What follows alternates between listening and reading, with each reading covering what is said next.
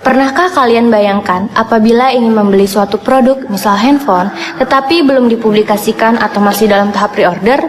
Bagaimana jika kalian ingin membeli suatu produk tapi tidak tahu bentuk fisik dan spek dari handphone tersebut? Atau bagaimana jika kalian sudah mengetahui spek dari handphone tersebut, namun tidak tahu bentuk fisiknya seperti apa? Tentunya hal ini akan membuat kalian ragu, bukan? Oleh karena itu, banyak perusahaan gadget yang terlebih dahulu membuat prototipe suatu produk tersebut sebelum dipasarkan. Apa sih prototipe itu? Prototipe berasal dari bahasa Latin proto yang berarti asli dan typus berarti bentuk atau model. Biasanya di Indonesia disebut purwarupa.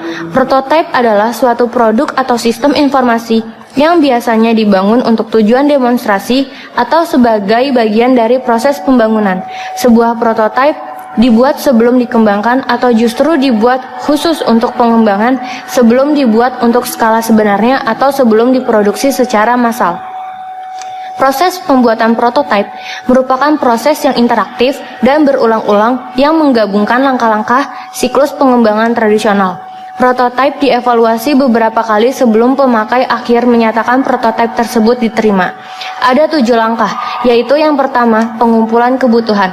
Pelanggan dan pengembang bersama-sama mendefinisikan format seluruh perangkat lunak, mengidentifikasikan semua kebutuhan dan garis besar sistem yang akan dibuat.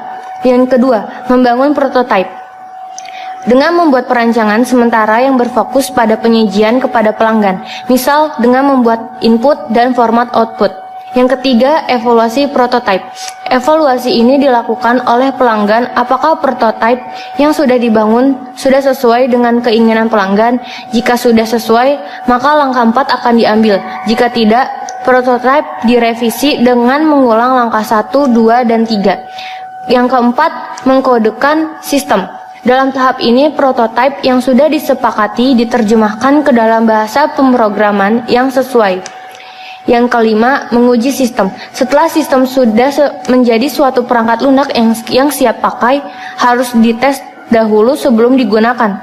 Pengujian ini dilakukan dengan white box, black box, basic pad, pengujian arsitektur, dan lain-lain. Yang keenam, evaluasi sistem. Pelanggan mengevaluasi apakah sistem yang sudah jadi sudah sesuai dengan yang diharapkan.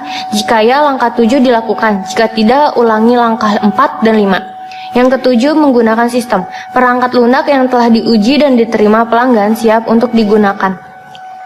Model pengembangan memiliki beberapa kelebihan. Di antaranya, yang pertama, adanya komunikasi yang baik antara pengembang dan pelanggan. Yang kedua, pengembang dapat bekerja lebih baik dalam menentukan kebutuhan pelanggan. Yang ketiga, penerapan menjadi lebih mudah karena pemakai mengetahui apa yang diharapkannya. Yang keempat, membuat klien mendapat gambaran awal dari prototipe. Selain kelebihan, ada juga kelemahan dari metode prototipe, yaitu pelanggan tidak melihat bahwa perangkat lunak belum mencerminkan kualitas perangkat lunak secara keseluruhan dan belum memikirkan pemeliharaan dalam jangka waktu yang lama.